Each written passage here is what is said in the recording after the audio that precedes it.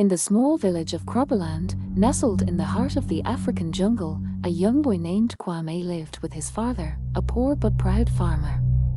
Kwame's father owned only one cow, but it was the envy of the entire village, for it produced the most delicious milk and was the strongest of all the animals. One day, Kwame's father tasked him with taking the cow to graze in the forest. Kwame, eager to prove himself, set off early in the morning, leading the cow deep into the jungle. But as the sun began to set, Kwame realized he was lost.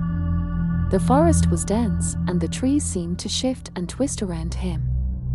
Panic set in as he frantically searched for a way out, but the cow, sensing his fear, broke free and ran deeper into the forest. Kwame chased after it, but it vanished into the darkness. When Kwame finally emerged from the forest, empty-handed and trembling with fear, his father was furious. He beat Kwame mercilessly, accusing him of carelessness and laziness. But little did Kwame's father know, the forest was home to ancient and malevolent spirits who had been awakened by Kwame's presence. The spirits, seeking revenge for the disturbance, placed a curse on Kwame and his family. As the days passed, strange occurrences began to plague the village.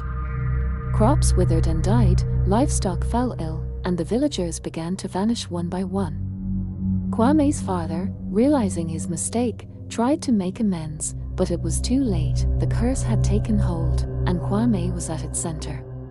He began to experience terrifying visions and heard eerie whispers in his ear, tempting him to return to the forest.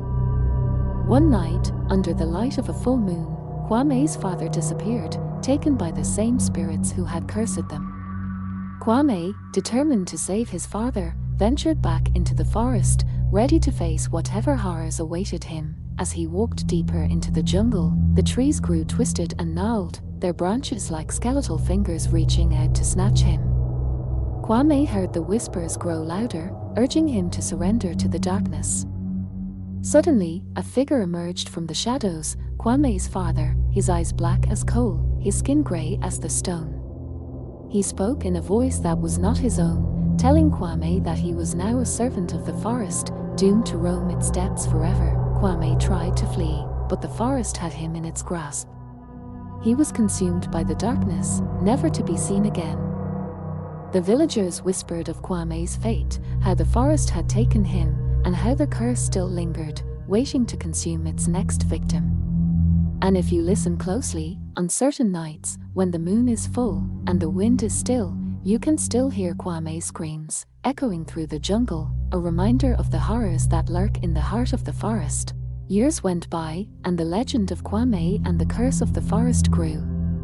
People would say that on certain nights, when the moon was full, you could see Kwame's ghostly figure, wandering the forest, searching for a way out. Some said that if you ventured too deep into the jungle, you would hear Kwame's whispers, tempting you to surrender to the darkness.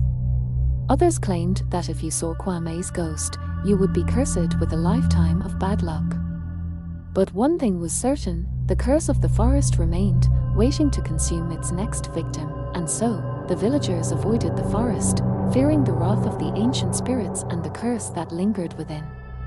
But the brave and the curious would always be tempted to venture in, seeking to uncover the secrets of the forest and the fate of Kwame.